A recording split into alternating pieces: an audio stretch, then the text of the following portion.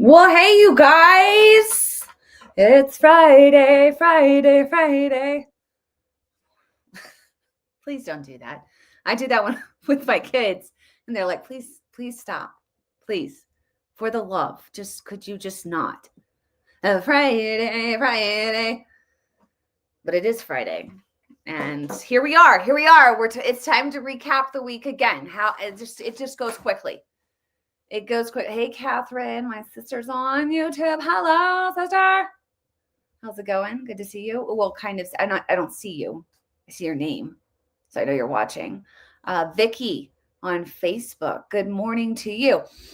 I just had a breakfast and it had chia seeds in it, so I'm very conscientious. Like I'm hoping I don't have hidden chia seeds in my teeth, and if I do, just go with it.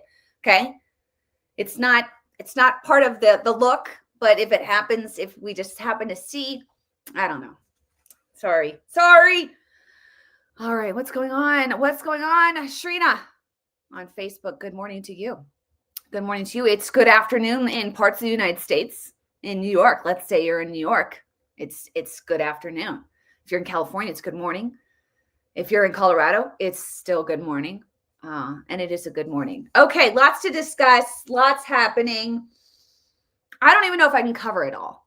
Parts of it really fire me up, actually. I mean, it gets me going. Okay, so let me get adjusted here. How's everybody doing? You guys good? Did you guys have a good week? Are you pleased with what you're seeing? Are you not pleased? What makes you happy? What doesn't make you happy?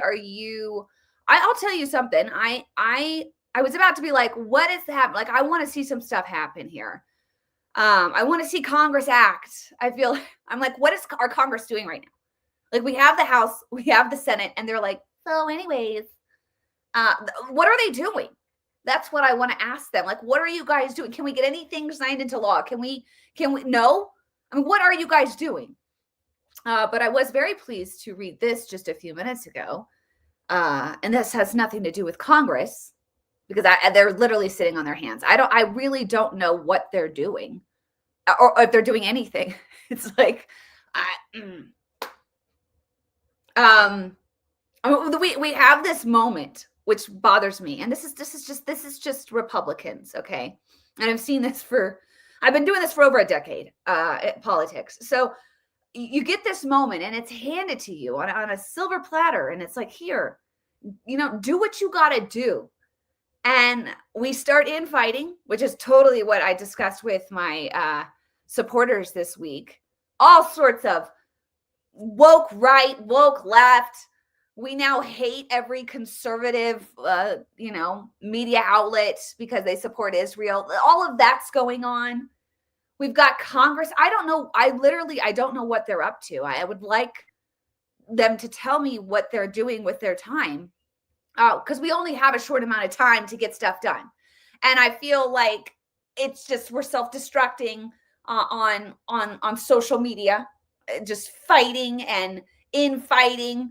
We've got the woke right telling us to support Harvard University because it's free speech. It's not free speech. Okay. We should allow students to be able to attend class. Okay. If you can't attend class because you're Jewish, I have a problem with that.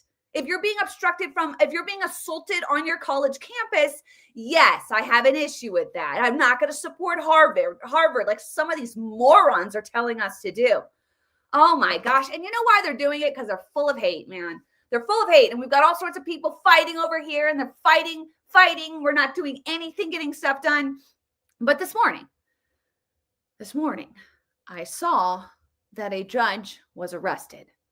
And I'm like, yes, finally, we have some movement, a little bit of movement, because I'm all for judges that feel like they're suddenly able to just obstruct all policy from the executive branch, step in and just stop it all. Just move them aside. So this lady, what's her name? I don't even know her. Do I have her name? Yeah, Judge Hannah Dugan from Milwaukee. She's a Milwaukee County Circuit judge, was arrested by the FBI for allegedly helping an undocumented evade arrest. She faces obstruction charges related to this incident. Fantastic. I mean, like, we could do a slow clap. We can do a fast clap, but that's good. That's something to celebrate on this Friday because my goodness. I'm like, what? I'm even going to show you a satire later about my frustration with these judges. And people are like, they're just following the law. No, they're not. They're not following the law. They are activist judges that are intentionally obstructing policy from being put in play. And you know what? We elected Trump. We elected Trump to get rid of people like this that Biden brought into our country. Here we go. What about this guy? Samuel entered the United States from Mexico back in August of 21, and he was shipped back to Mexico. He illegally entered again sometime in early 2022, where he fled from Texas authorities, and a warrant was issued for his arrest. He was located in Sarasota, Florida in July of 2024, but because of the Biden-Harris catch and release policies, he was released back into our community. So now let's fast forward to April 13th, 2025, Charlotte County, Florida. This individual befriended a 13-year-old and an 8-year-old and decided to play a game of hide and seek. While in the woods with these two, he sexually battered a 13-year-old child, both orally and anally. The subject was later located and arrested by Charlotte County deputies, where he admitted to his crime. Now, these are people. This is who the Democrats want in our country. And you've got to ask yourself, like, if you're a lefty, if you're a Democrat, and you're like, yeah, keep them here. What if it's your child? What if that 13-year-old was your kid? Like, what is it? I'd like to know. Like, if you're trolling me on here, please tell me in the comments why you think we should keep these people here, and why are you cheering on activist judges that are trying to keep people like this here? Why? Let me know. I mean, it's just insane to me. Oh, we would still have so many Americans alive and thriving if we were properly vetting people that are entering our country. If you're coming to our country illegally, then we have no idea who you are or what your intentions are, clearly. And that's what's been happening for year after year after year. Now we're hearing that it's possibly 20 million illegal immigrants in our country. And not all of these people came with good intentions. And they need to be mass exodus. Come back legally. Respect our laws. And it makes me so mad. Anyways, we'll talk more about the activist judges. I have a list of the activist judges and what they're doing. But hey, this should be a warning shot to every activist judge out there. You want to spend some time in the slammer? Keep it up. So cheers to Kash Patel and all the other people, Tom Holman, that are involved in getting these people out of our country, that are here illegally, that are not respecting our laws. And this is the thing, like, due process. They need due process. The due process is the right way to go, because that's just how. No, there was no due process when they were illegally crossing our border. Okay. So if you're breaking our laws, then we're going to do what we can to get you out. And just so you know, Obama did the same thing. No, he didn't. Yes, he did. He had mass deportations, 3.2 million mass deportations. Okay. And a lot of those did not have hearings, did not have due process. They were just simply taken back.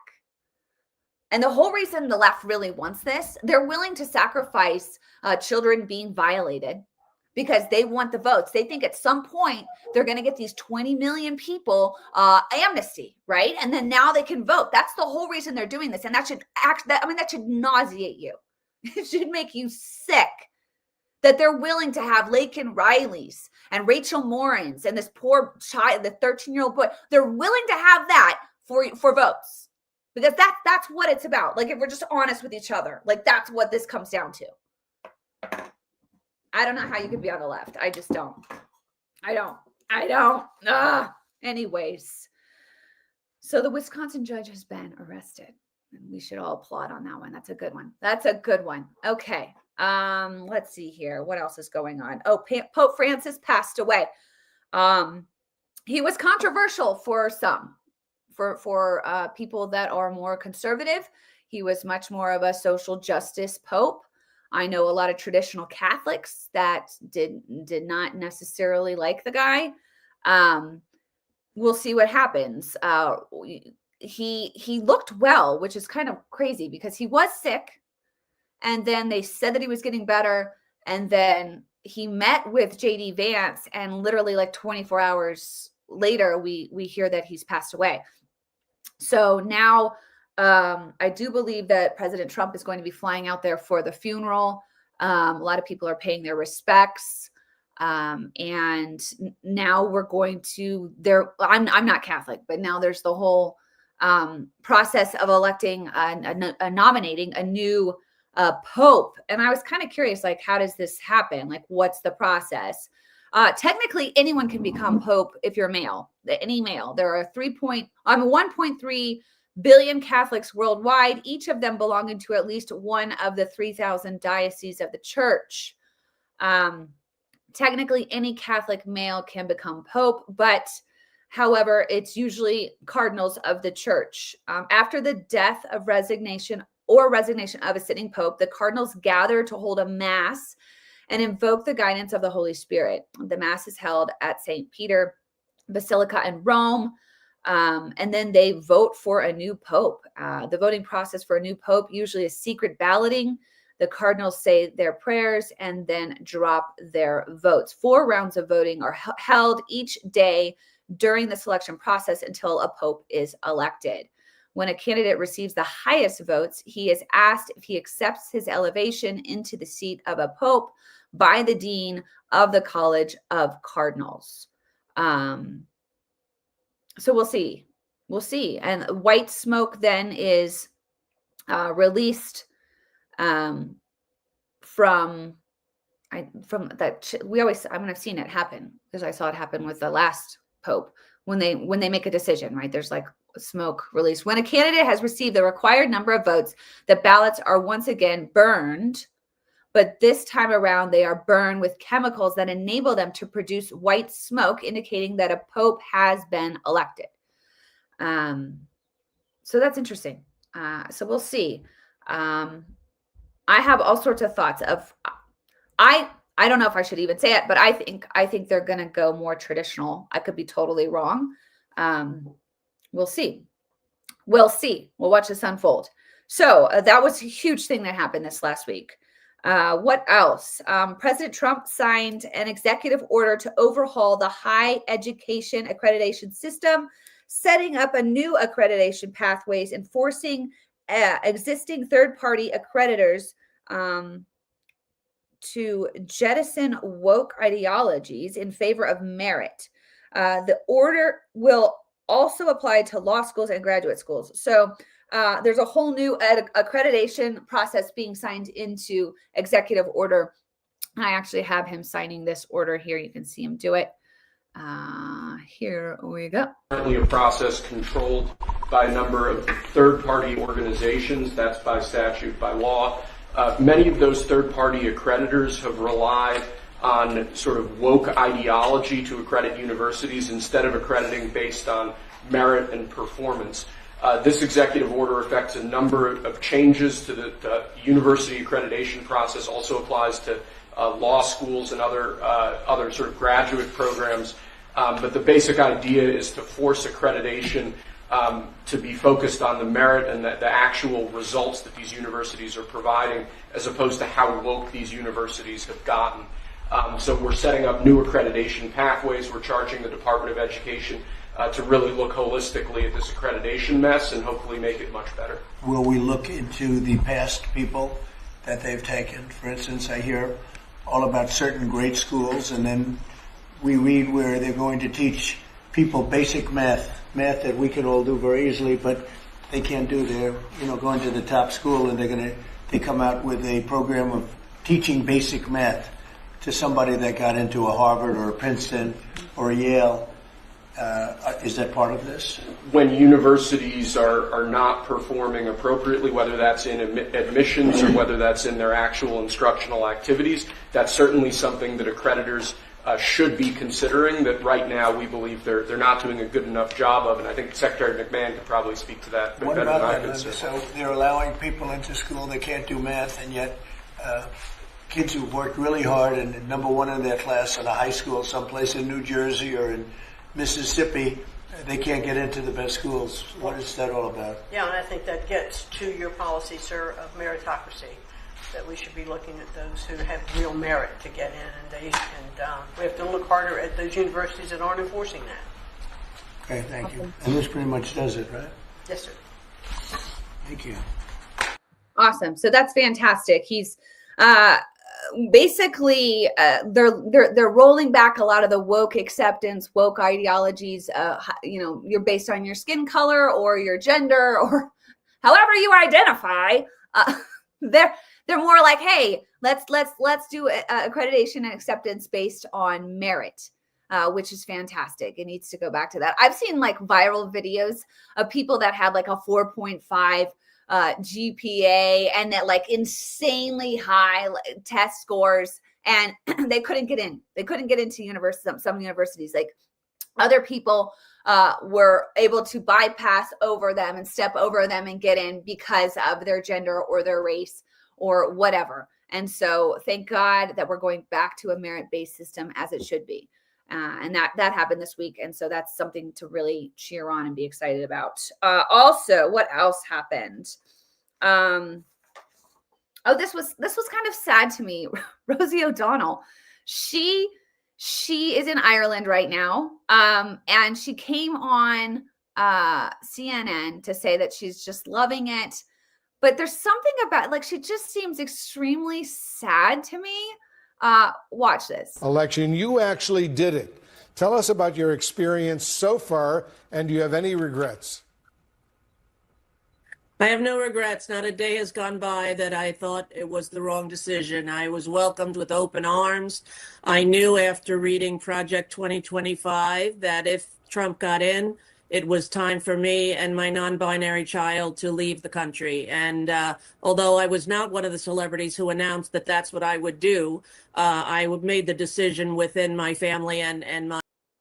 Okay, that's enough. But it was her time for her and her non-binary child to leave the country. And I would love, I don't, maybe you guys could do this, run the stats on this, but what is it with Hollywood and the insanely high percentage of having a non-binary child? Like, what are the odds of that? If I feel like I almost feel like 1 out of every 2, 50% of the celebrities there are raising non-binary children. And so of course, Rosie has one of them as well. She's in Ireland right now. And somebody says, wasn't she welcomed? She wasn't welcome. The Irish asked her to leave. I've heard that too. So I don't know if that's true or not, but she was making the rounds this week with people talking about Rosie O'Donnell. And to be honest with you, it's sad because I really liked Rosie O'Donnell back in like the early 90s. When I was a kid, I would watch the Rosie Show. I don't know if you guys even remember that, the Rosie O'Donnell Show. That dates me, makes me an old lady. And also I loved her in I think she was in the Flintstones. She was in Sleepless in Seattle. You guys remember that? And then just the decline. And that's what happens. There became this unnecessary Trump derangement syndrome. And it really it eats away at people, and it does something to they lose the life that they once had. They become so consumed with hate and animosity that they lose that vivaciousness and her sense of humor. Like she used to make me laugh. It's sad. It's sad. What else is going on? China trade. Trump said that my administration is actively speaking with China to get a fair deal on trade. He elaborated to reporters in the Oval Office, saying, "We are actively speaking with the Chinese government officials," though he did not specify details. And then China is saying that they're not negotiating right now. So they're trying to, like, strong arm right now, like, we're not negotiating. Trump's like, we're negotiating. So we'll see. We'll see if any negotiation really comes to pass here, or if we see any deals done. But that is in the works right now. Trump also called on Boeing to default China for refusing to receive finished planes it had previously committed to paying for. He also says that China has failed to stop the flow of fentanyl flowing into America.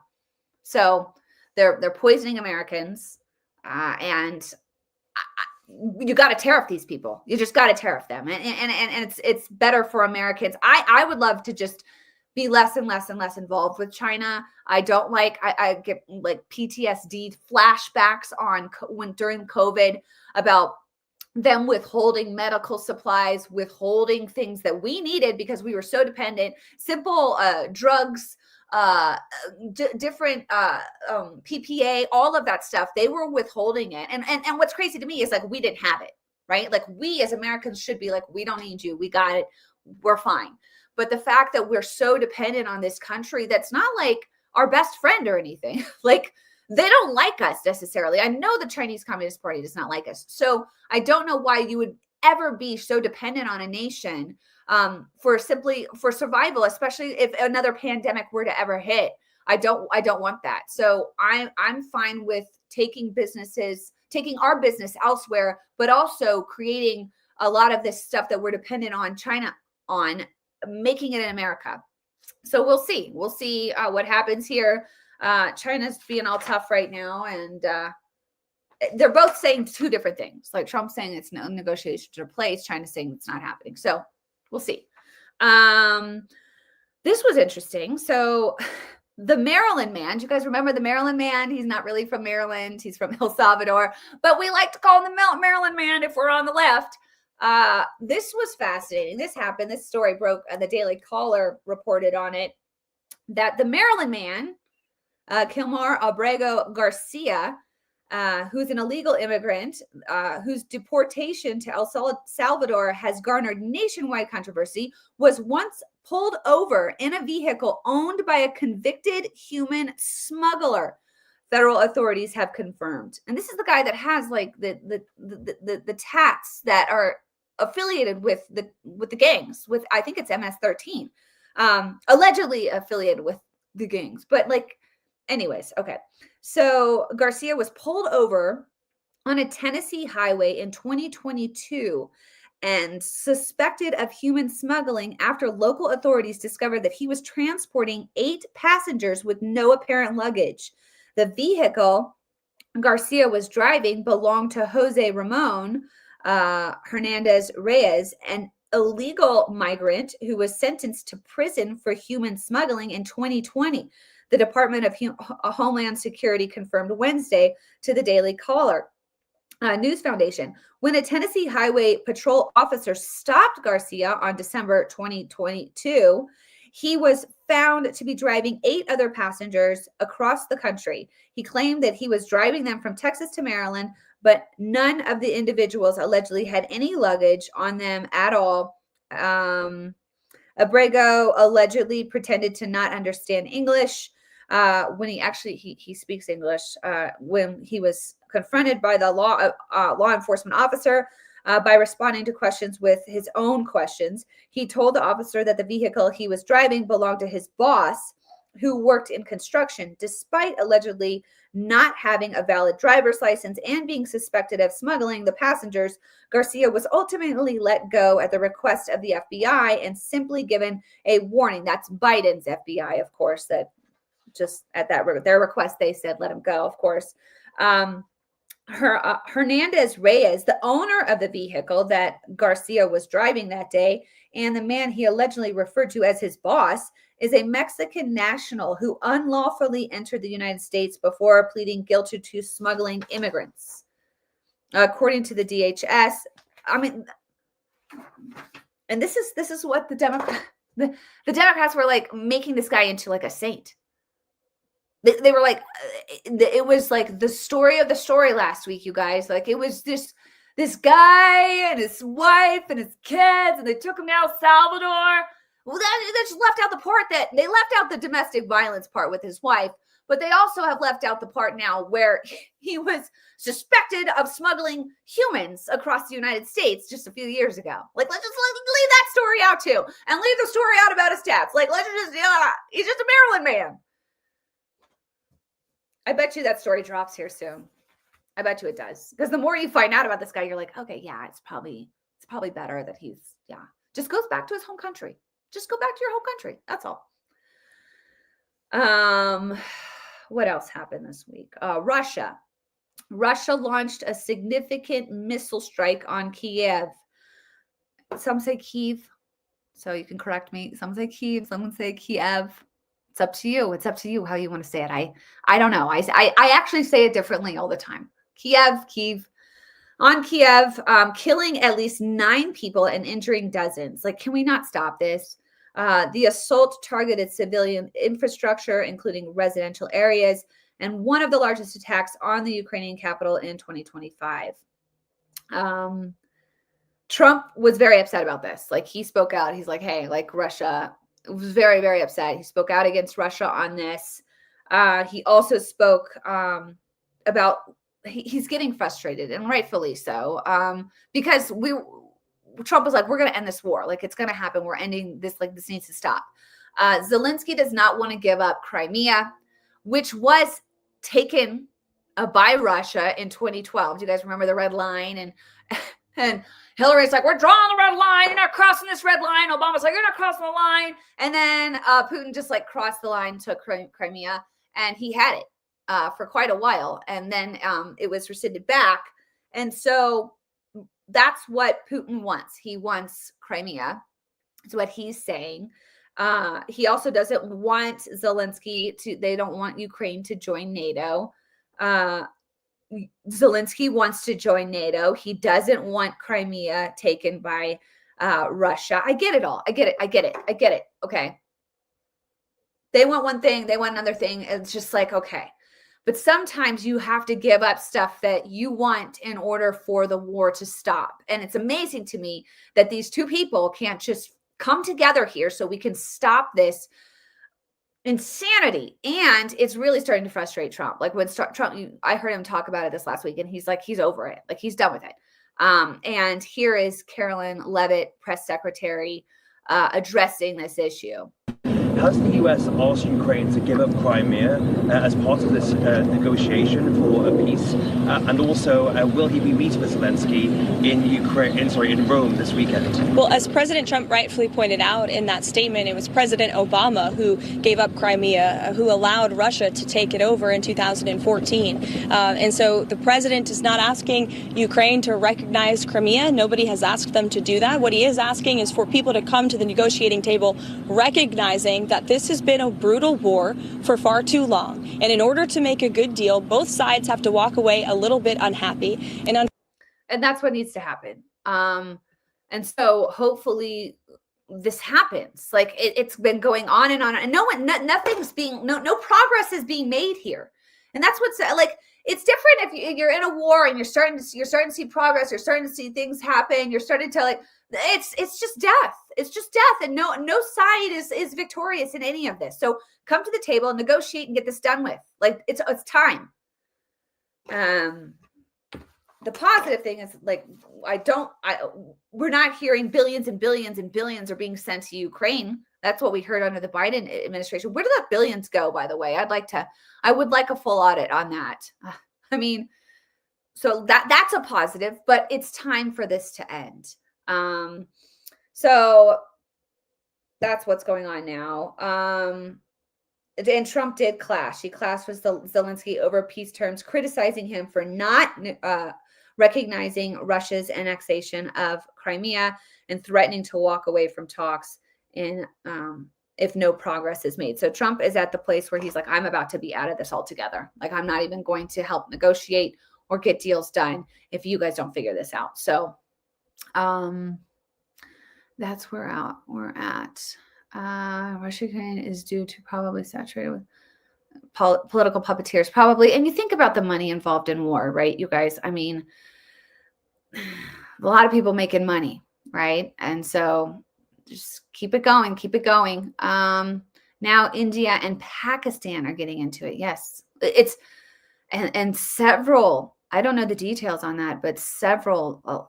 How many in India died just a couple days ago, and that's not getting a lot of coverage at all. Let me see if I can find the details on that. I didn't have that in my.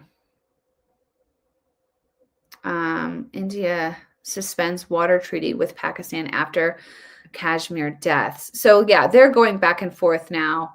And that's really, really heating up. We can talk about it. India has suspended a water sharing treaty with rival Pakistan, indicating it was blaming its neighbor for the previous day's attack by gunmen that killed 26 people in the Indian-controlled portion of Kashmir.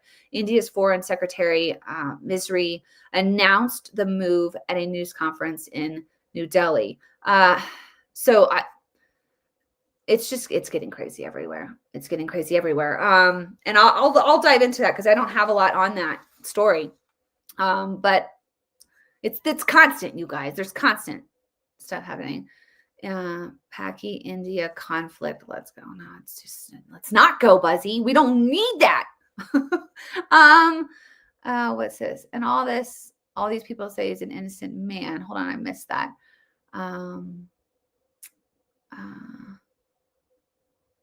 All right, here we go. So let's keep going. Also, this week, dyes in food are being phased out. And I have a clip on this one. I don't know why anyone would be upset about this, but of course the left is upset that there are dyes on food being removed from that are not good. Let's see if I can find. I don't know if I have this clip. Hold on. Let me see if I can find it. I did download it. Video file. Download. Okay, here you go. FDA is taking action to remove petroleum-based food dyes from the U.S. food supply and from medications. For the last 50 years, American children have increasingly been living in a toxic soup of synthetic chemicals. The scientific community has conducted a number of studies raising concerns about the correlation between petroleum-based synthetic dyes and several health conditions, such as attention deficit hyperactivity disorder, obesity, diabetes, insulin resistance, cancer, genomic disruption, GI issues, as I've seen in the hospital, and allergic reactions. For example, this Lancet study conducted a randomized, double-blinded, placebo-controlled study on food dyes and concluded that artificial colors in the diet, quote, result in increased hyperactivity. So why are we taking a gamble? Parents, moms and dads, have also tried to raise attention to the issue. Some parents have observed that these chemicals cause hyperactivity and even aggressive behavior, and that it subsides when the chemicals are removed from the diet of the child, and sometimes even reoccurs when those petroleum-based chemical dyes are reintroduced. As I know from my experience taking care of children as a doctor, you have to always listen to the mom. Other studies have found that artificial colors that create vibrant colors mess with the child's developing brain to make ultra-processed foods more attractive, even when the child already feels full. These studies have associated food colors directly with obesity and diabetes. Well, America's children are sick and suffering. 41% of children have at least one health condition, and 1 in 5 are on medication. The answer is not more Ozempic, more ADHD medication, and more antidepressants. There's a role for those medications, but we have to look at underlying root causes. So this is fantastic news. I just want to read off something that he said. He said that studies found that this dyes do cause ADHD ADHD. They make the child aggressive. They mess with a developing brain. They cause obesity, diabetes, and 41% of children today have a medical condition. That's terrible. I cannot even, what? And 1 in 5 American children are on medication. And I thought this was interesting. Look at this. This is a picture of just other countries don't have these dyes. Okay. Other countries don't. And I think this is Charlie Kirk. He said, the U.S. versus Canadian Fruit Loops. These are petroleum-based cosmetic colorings. There's zero reason to have these. If literally, even if it hurts one kid, basically, this absolutely needs to change. But look, I don't know. Are we seeing the screen the same way? So on the right, you can see that there's no dye. It's dyed naturally. They use like beet juice, carrot juice, grape juice to dye in other countries. But for some reason in America, they pump our food full of chemical dyes. And it's causing issues with our children. And so they're starting to phase this out. This is another thing I thought was interesting. And I posted this on Facebook earlier this week. Just the difference between the US ingredients and UK ingredients, right? Like it's I mean, the list goes on USA ingredients, and then very short ingredients in the UK and in other countries, right? And that's the thing. Like, we shouldn't be having all of these ingredients when you look at a label. It should be pretty simple. The more ingredients means there's just more processed, more junk, more garbage in your food, right? You want as little ingredients as possible. And for some reason, our Food and Drug Administration is allowed, we approve this stuff. We allow all of this garbage in our food when it's not being allowed by other countries. They don't let other countries don't allow this just garbage in their food. It's just in the US. And because of that, well, 41% of our children have health conditions. 1 out of 5 are on medication. Like, that's crazy. That is insanity. And I mean, if you really start to dive into it, the Food and Drug Administration go hand in hand, right? You eat this garbage food, you get sick, then the Drug Administration comes in and is like, hey, we'll medicate you and we'll try to fix the problem. And it's this just cycle, right? Eat the food, get sick, put on medication to try to get better. Eat the food, get sick, put on medication, eat the food, get better. Medication, junk, garbage, food, constant. And for the first time, we have an administration that's like, hey, let's make the kids healthy. Let's look out for kids. You know, a lot of these parents are feeding their children. They don't know. They do not know. They actually trust the government, that the government would never allow certain chemicals and dyes in our food if it makes us unhealthy, if it hurts us. And then you start to realize, no, the government's totally fine with that because they all work together, right? They all work together. You get sick, I get paid. And a lot of these people that sit on boards like CDC and human health services and big pharma corporations, like they all like switch positions, right? So once they go from big pharma, then they're suddenly in the CDC. And then it's like the musical chairs with these people. They all look out for each other and they all get wealthy off of it, while Americans are getting sick. So I'm so thankful that we have RFK Jr. In there making these calls to find out, why are these kids getting sick, especially with the autism thing last week just blew up. The left was outraged by that. And now this week they're upset because they're going to try to get dyes out of food that are making kids sick. So whatever. So we'll see. We'll see what happens. Hopefully we make headway here.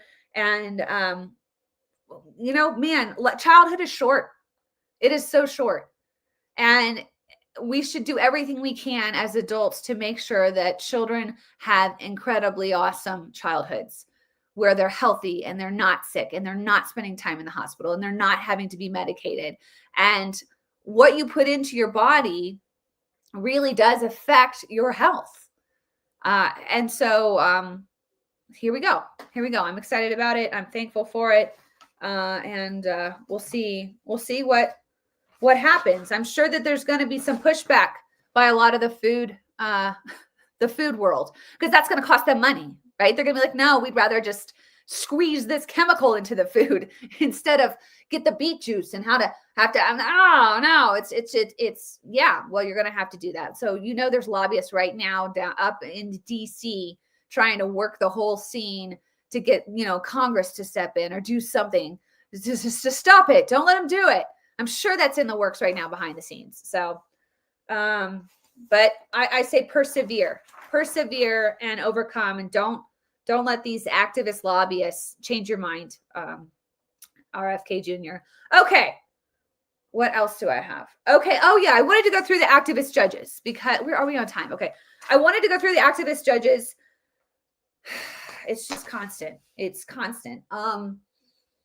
It's constant. So I do want to point this out because a lot of people are like, oh no, they're just following the law, right? They're just trying to do the right thing. They don't really want, they believe that Trump is acting unconstitutionally. He's being unconstitutional.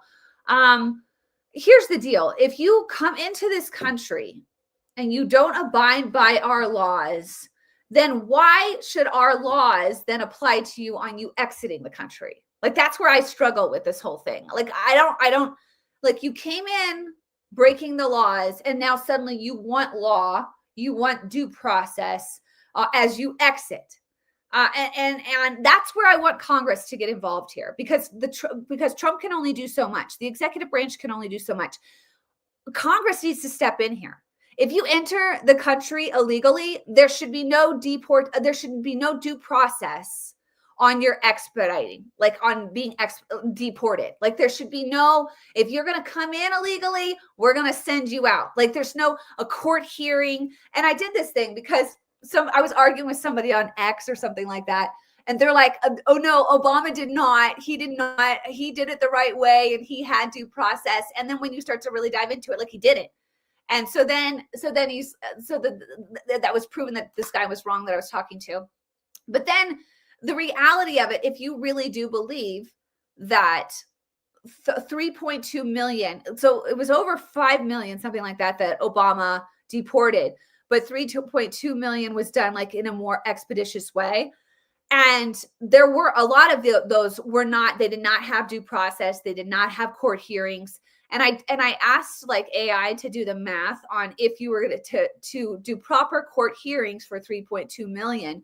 And it would be an upwards of 11 years before getting that person out of the country. So if you're looking at 20 million people, you're looking at 50 years, probably 50 years to get these people out of the country that came in illegally. And a lot of them are here with bad intentions. And now you have these judges, and no judges, just so you know, no judges when Obama was doing these mass deportations, no judges placed injunctions. No, not one judge asked for a national injunction. Not one said, hey, we need a proper process here. They were quiet and they let him just remove people that came in illegally. But now, because we have Trump and the left can't stand Trump, just trying to do exactly what Obama did. Like, hey, you came here illegally. It's time for you to leave. Come back legally. I have nothing wrong with immigration, right? We are a country of immigrants. Okay, let's make that perfectly clear. But if you're going to come, you have to come legally. Because from my point of view, as a mom, I want people properly vetted, right? You don't just let anybody into your house. You just don't. If you love the people inside your home, you don't just say, hey, come on in, watch my kids. Come on, hang out with them. Yeah.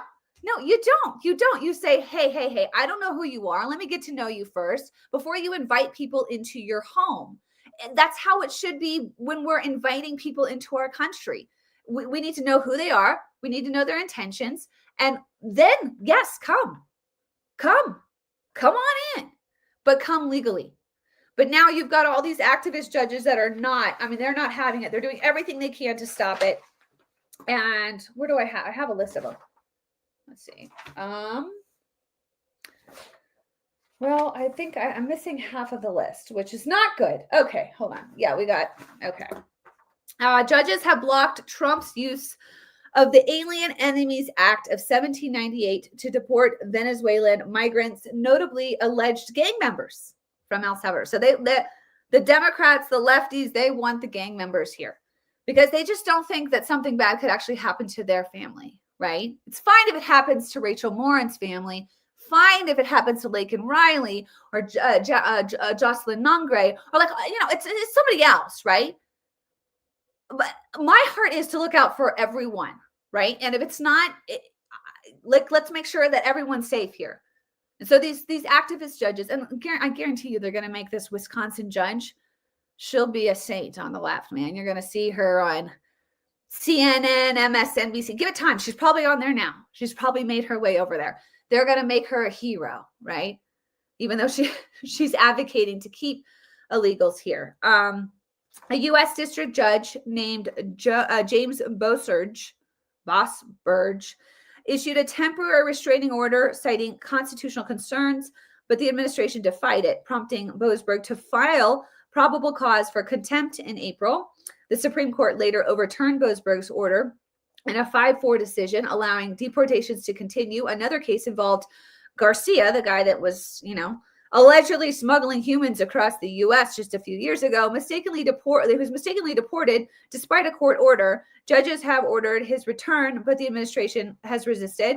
Birthright citizenship. Trump's executive order to end automatic citizenship for children born to non-citizen parents of the U.S. soil was blocked by multiple judges, including John Kogener, Deborah Boardman, and a bunch of other judges. Okay, so we've got all these judges that are stepping in here. On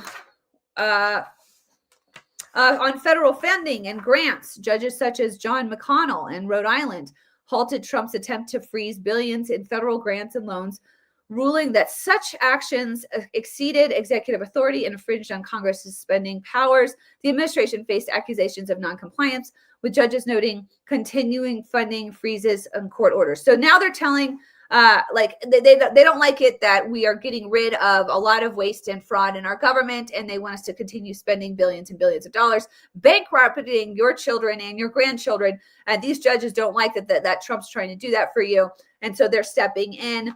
Another judge blocked efforts to dismantle agencies with DOJ. So another judge there. Another judge stepped in. Threatening contempt, particularly over deportation flights. They were trying to fly these people out of the country. Judges like Bosberg and Paula Zinnes have threatened contempt proceedings, particularly over deportation flights and the Garcia case. So more judges stepped in on that one. And it's just more and more and more. You'll probably hear more judges today. Over 30 judges blocking Trump's actions. 26. Of the 36, I read that wrong. Of the 30 judges blocking Trump's actions, so we have over 30 judges, 26 of them were appointed by Democrat presidents. Okay. So you got 30 judges, 26 of them, it's a vast majority there, were Democratic were appointed by Democrat presidents. So these actions reflect a robust check on executive power, but the administration's resistance, including ignoring court orders, has escalated tension. So this is just escalating. There's all sorts of debates over executive power and whether these judges can just completely obstruct policies and from being implemented that we, the American people, voted for in November. I mean, I get it. If you don't like Trump, you don't like him. You'll never like him. There's nothing I can do to change your mind. You just don't like him. But he won in November. I know that it stings. It stings so bad. I know people they can't handle it. They're still crying up at the sky. But he was elected. He was elected because people wanted the policies that Trump promised to be put in play. We did not elect activist judges. We did not elect them to stop Trump from being able to do what he promised he would do. Okay, he was elected. And now we've got these judges that are doing everything they can to stop him.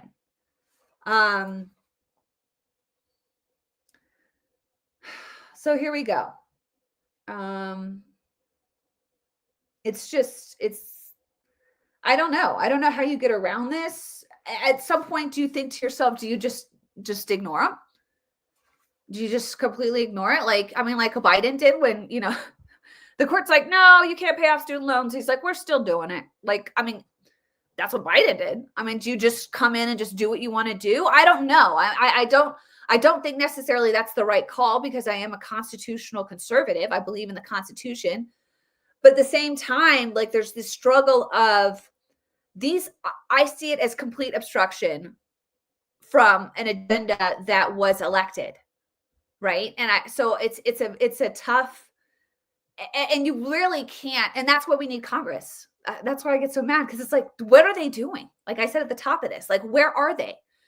I need them to come in and say, hey, mass deportation. If you came here illegally, we're making it a law that you're mass deported without hearings, without due process. Sign it, sign it, sign it, sign it. Get it on the president's desk. It can be done. I don't know what.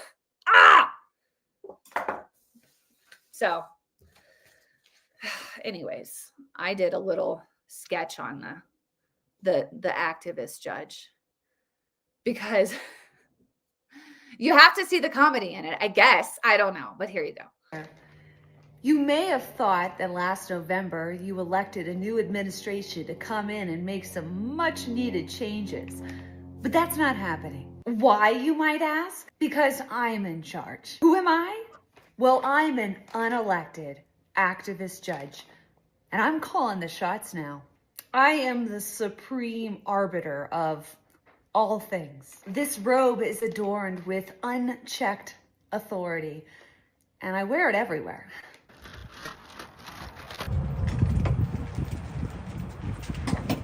Hi, neighbor. How are ya? If I'm gonna be completely honest with you, there's no need for legislatures or elections. This right here is my gavel, and it pretty much controls all policy. And I control the gavel. Oh, this is delicious. It's the tears of dissenting attorneys.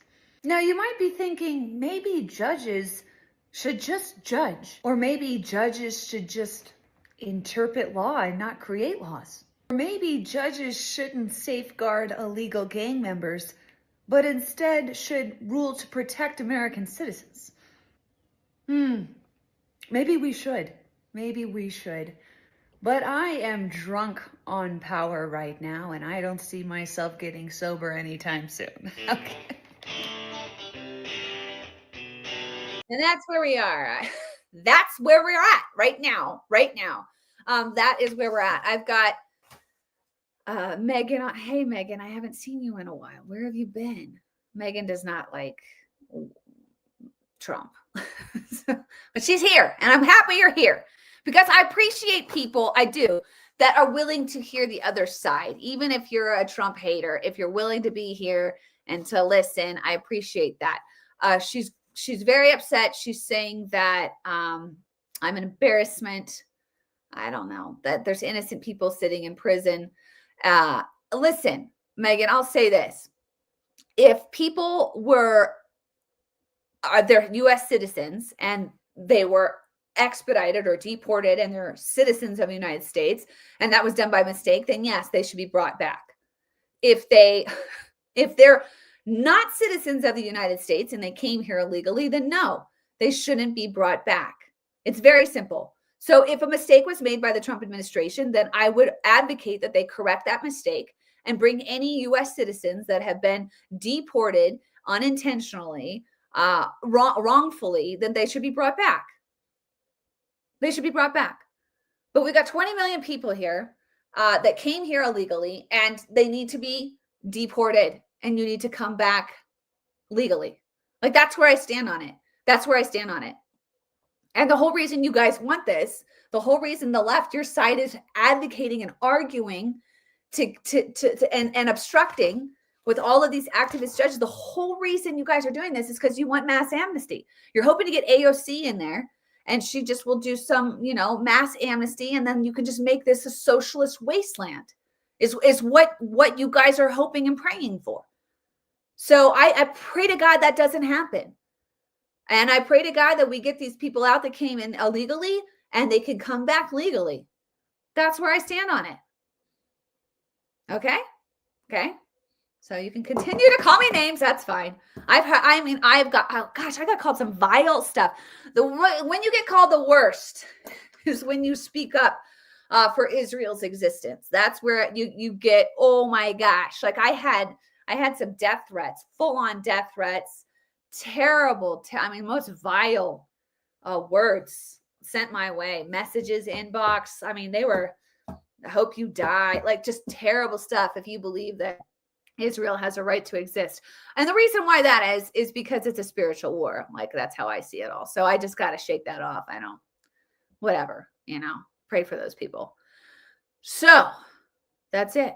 That's a wrap for me. I appreciate you all. I appreciate people that don't even like me, that don't even want to hear what I have to say.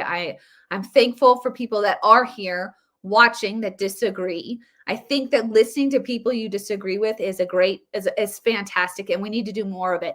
We really do. I said something that really upset people last week again. I'm doing this a lot lately, I guess. But I said that we need more, sit down moments with people that we disagree with. I would really appreciate that Bill Maher, who can't stand Trump, sat down and had dinner with Trump last week. Like that's good. We need that, because if you really get face to face with people, I think, and you really have like those face-to-face conversations, you realize that you do have more in common with than you don't. I still believe that.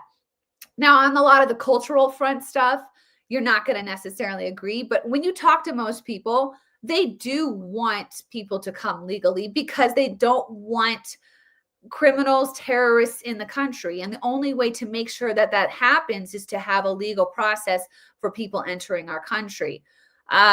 Most people do want inflation to go down. Most people do want the wars to end.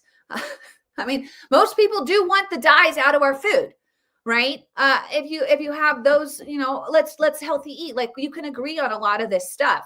And so I hope that we keep talking. Like that's so important to me. And we can disagree on things. That's totally healthy because we're individuals.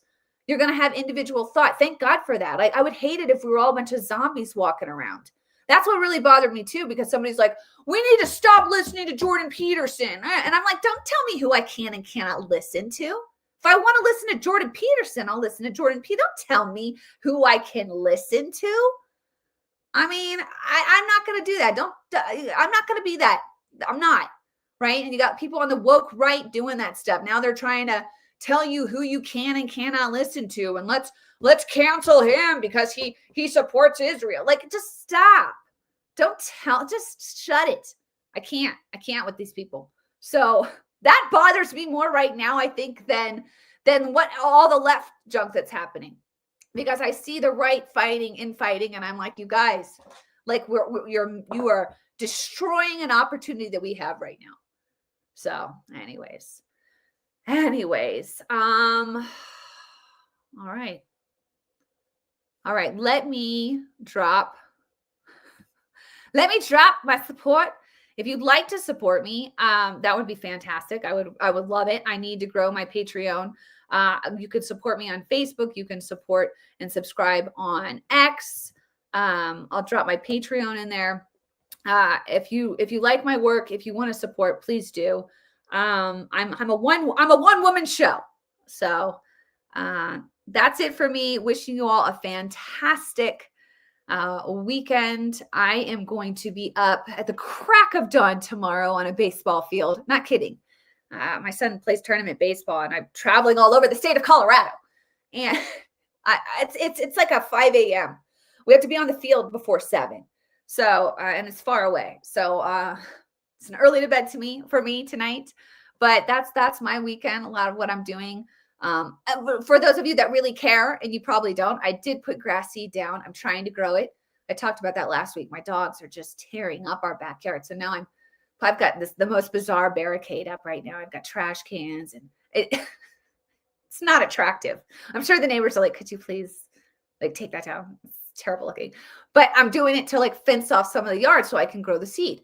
And so that's my project on the side I'm doing. Anyways, all right. God bless you all. I'm thankful for you. And just keep speaking the truth and shining bright, and have a great weekend. We'll talk soon. Bye, guys.